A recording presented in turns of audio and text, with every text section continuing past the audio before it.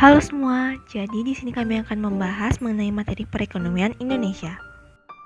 Nah, sebelum itu perkenalkan saya Kritik Krisnadi Sumayana dengan NIM R106, Kade Egina Sandi dengan NIM R108, dan Loh Gede Pasar Puspadewi dengan NIM akhir 111. Kami bertiga akan menjelaskan mengenai materi perekonomian Indonesia. Adapun 3 topik yang akan kami bahas pada presentasi kali ini, yaitu yang pertama, mengenai pengertian perekonomian Indonesia sebagai ilmu yang berdiri sendiri, yang kedua, periodisasi perekonomian Indonesia, dan yang ketiga, indikator geografis, sosial, dan ekonomi perekonomian Indonesia.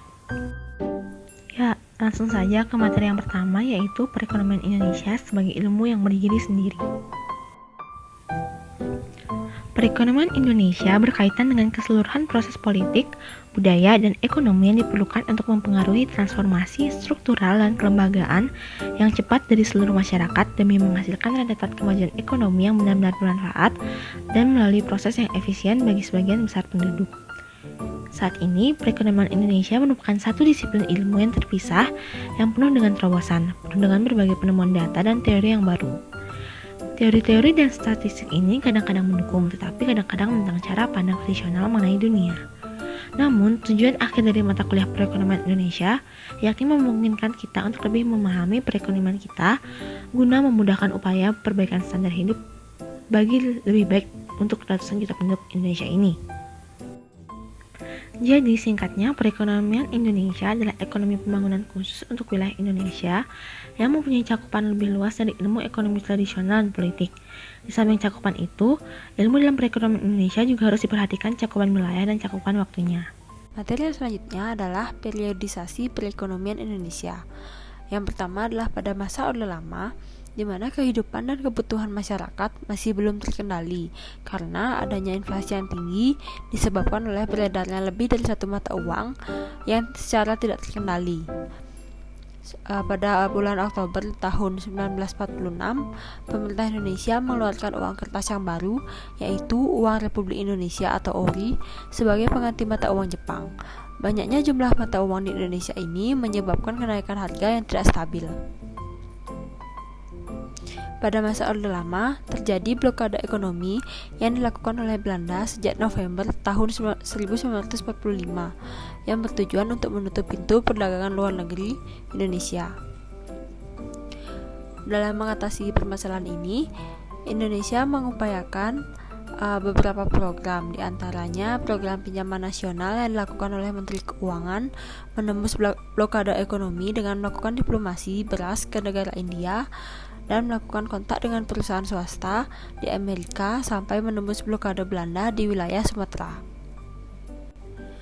Periodisasi kedua setelah masa Orde Lama adalah masa demokrasi liberal, di mana periodisasi perekonomian di Indonesia disebut masa liberal karena dalam praktik politik dan ekonominya menggunakan paham pemikiran liberal. Pada masa ini, pengusaha pribumi masih lemah dan belum bisa bersaing dengan pengusaha non-pribumi. Pada masa ini, pemerintah membuat program benteng dalam Kabinet Tatsir, yaitu sebuah langkah yang ditempuh untuk menemukan wira swasta dari kalangan pribumi serta mendorong importir nasional untuk bisa bersaing dengan perusahaan impor dari asing. Namun di tengah perjalanannya, program ini gagal diimplementasikan karena sifat pengusaha pribumi yang cenderung konsumtif. Pemerintah juga memberlakukan pemotongan nilai mata uang yang terjadi pada tanggal 20 Maret 1950 oleh Gunting Sarifuddin untuk mengurangi jumlah mata uang yang beredar. Selain itu, untuk mengatasi masalah perekonomian di masa demokrasi liberal, pemerintah juga melakukan nasionalisasi Djavasche Bank menjadi Bank Indonesia melalui Undang-Undang Nomor 24 Tahun 1951 yang berfungsi sebagai bank sentral dan sirkulasi. Memasuki masa demokrasi terpimpin, sektor perekonomian di Indonesia diatur oleh pemerintah. Hal ini terjadi sebagai akibat dari dikeluarkannya Dekret Presiden tanggal 5 Juli 1959. Kebijakan ekonomi yang diambil oleh pemerintah Indonesia pada masa ini belum bisa mengubah kondisi perekonomian Indonesia. Langkah-langkah yang ditempuh pemerintah untuk memperbaiki keadaan diantaranya adalah devaluasi yang terjadi pada tanggal 25 Agustus 1959, yaitu terjadi penurunan nilai mata uang kertas pecahan Rp500 menjadi Rp50, Rp1000 menjadi Rp10. Selanjutnya ada dibentuknya deklarasi ekonomi yang bertujuan untuk mencapai tahap ekonomi sosialis melalui cara demokrasi terpimpin. Namun yang terjadi adalah stagnansi bagi sistem perekonomian di Indonesia. Pada masa demokrasi terpimpin ini juga terjadi konflik antar pedagang asing, terutama Cina. Pada Januari 1960, para pedagang asing dilarang berdagang di pedesaan. Akibatnya banyak yang berpindah ke kota. Hal ini menimbulkan reaksi besar bagi pemerintah Beijing karena Indonesia melarang pedagang etnis Cina bergerak di luar kota-kota besar. Setelah masa demokrasi terpimpin, periodisasi selanjutnya adalah pada masa Orde Baru. Pada masa Orde Baru ini, stabilisasi ekonomi dan politik menjadi fokus utama pemerintah. Program pemerintah yang diterapkan berorientasi pada pengendalian inflasi, menyelamatkan keuangan negara, serta melakukan pengamanan terhadap kebutuhan pokok. Kebijakan ekonomi yang diterapkan oleh pemerintah Indonesia diarahkan pada pembangunan di segala bidang kehidupan bangsa. Kebijakan ekonomi yang berlaku tercermin dalam 8 jalur pemerataan yang terdiri atas pendidikan dan kesehatan, pembagian pendapatan, kebutuhan pokok, kesempatan kerja, partisipasi wanita, kesempatan memiliki usaha, serta penyebaran pembangunan dan peradilan. Semua kebijakan tersebut dilaksanakan dengan pola pembangunan jangka panjang yang disebut dengan pelita. Masa Orde Baru diwarnai kondisi di mana kerusakan dan pencemaran sumber-sumber kekayaan alam, perbedaan kentara yang terjadi antar daerah, golongan pekerjaan dan kelompok, dan menumpuknya utang luar negeri. Pada masa ini juga terjadi krisis moneter yang menyebabkan demonstrasi besar-besaran oleh masyarakat untuk menuntut presiden pada saat itu, Presiden Soeharto, untuk turun dari jabatannya pada tahun 1998.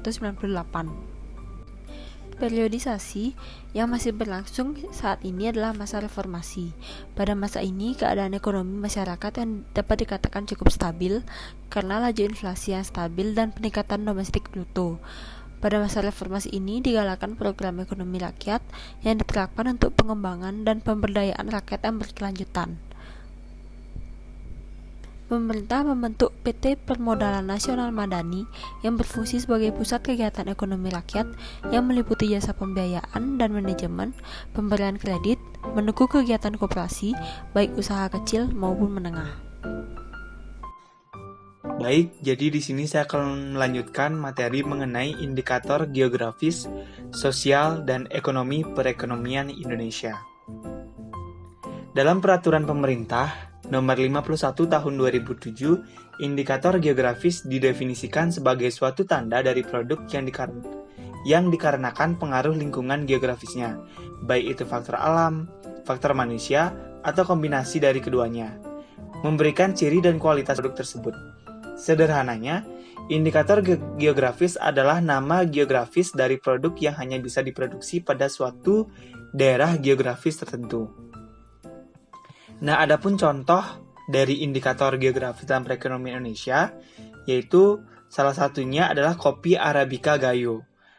Nama Gayo adalah daerah geografis tempat kopi Arabica tersebut diproduksi. Dan karena pengaruh dari faktor lingkungan geografis daerah tersebut, maka kopi Arabica yang diproduksi memiliki kekhasan yang tidak bisa ditiru oleh kopi Arabica daerah lain. Nah, yang berikutnya yaitu indikator sosial. Indikator sosial adalah Human Development Index dan Physical Quality Life Index atau indeks mutu hidup. Nah, indikator sosial itu dapat dibagi menjadi indikator sosial sebagai alternatif indikator pembangunan yang dimana gross GNP per kapita sebagai ukuran tingkat kesejahteraan mempunyai banyak kelemahan. Kelemahan umum yang sering dikemukakan adalah tingkat memasukkan produksi yang tidak melalui pasar seperti dalam perekonomian subsisten, jasa ibu rumah tangga, transaksi barang bekas, kerusakan lingkungan, dan masalah distribusi pendapatan. Nah, yang berikutnya yaitu Indeks Mutu Hidup atau PKLI. Untuk mengukur tingkat kesejahteraan masyarakat, Maurice de Maurice memperkenalkan Physical Quality Life Index yang lazim diterjemahkan sebagai Indeks Mutu Hidup. Physical Quality Life Index merupakan indeks gabungan dari 3 indikator, yaitu yang pertama, harapan hidup pada usia 1 tahun, yang kedua, angka kematian, yang ketiga, tingkat melek huruf. Untuk masing-masing indikator, kinerja ekonomi suatu negara dinyatakan dalam skala 1 hingga 100, di mana 1 merupakan kinerja terjelek, sedangkan 100 adalah kinerja terbaik. Yang berikutnya yaitu Human Development Index. Seperti halnya PKLI, HDI mencoba meranking semua negara dalam skala 0, yang dimana 0 sebagai tingkatan pembangunan manusia yang terendah hingga 1, yang dimana 1 pembangunan manusia yang tertinggi, berdasarkan atas 3 tujuan atau produk pembangunan, yaitu yang pertama, usia panjang yang diukur dengan tingkat harapan, yang kedua, pengetahuan yang diukur dengan rata-rata tertimbang dari jumlah orang dewasa yang dapat membaca, yang dimana diberi bobot 2/3 dan rata-rata sekolah diberi bobot 1/3. Dan yang ketiga, penghasilan yang diukur dengan pendapatan per kapita real yang telah disesuaikan, yaitu disesuaikan menurut daya beli mata uang masing-masing negara dan asumsi menurunnya utilitas marginal penghasilan dengan cepat. Nah, untuk indikator yang ketiga yaitu indikator ekonomi. Bank Dunia pada tahun 2003 mengklasifikasikan negara berdasarkan tingkat GNP per kapitanya sebagai berikut. Yang pertama, negara berpenghasilan rendah atau low income economics adalah kelompok negara-negara dengan GNP per kapita kurang atau sama dengan 745 US dollar pada tahun 2001. Yang kedua, kelompok negara berpenghasilan menengah atau middle income economies adalah kelompok GNP per kapita lebih dari 745 US dollar namun kurang dari 8.626 US dollar pada tahun 2001. Dalam kelompok negara berpenghasilan menengah dibagi menjadi negara berpenghasilan menengah papan bawah, negara berpenghasilan menengah papan atas, negara berpenghasilan yang ketiga yaitu negara berpenghasilan tinggi atau high income economies adalah kelompok negara-negara dengan GNP per kapita 9.206 US dollar atau lebih pada tahun 2001. Nah, namun pada umumnya negara sedang berkembang atau NSD memiliki karakteristik yang relatif sama, yaitu di mana tingkat kehidupan rendah dengan ciri penghasilan rendah, ketimpangan distribusi pendapatan tinggi, rendahnya tingkat kesehatan dan pendidikan. Yang kedua, tingkat produktivitasnya rendah. Yang ketiga, pertumbuhan penduduk dan beban ketergantungannya tinggi. Yang keempat, tingkat pengangguran dan setengah menganggurnya tinggi dan cenderung meningkat. Yang kelima, ketergantungan terhadap produksi pertanian dan ekspor produk primer demikian signifikan. Dan yang terakhir, dominan dalam hubungan internasional, tergantung dan rentan dalam hubungan internasional. Baik, sekian presentasi dari saya. Terima kasih. Baik, sekian presentasi dari kami. Kami mohon maaf jika kami ada kesalahan yang sengaja maupun tidak sengaja. Kami akhiri dengan terima kasih.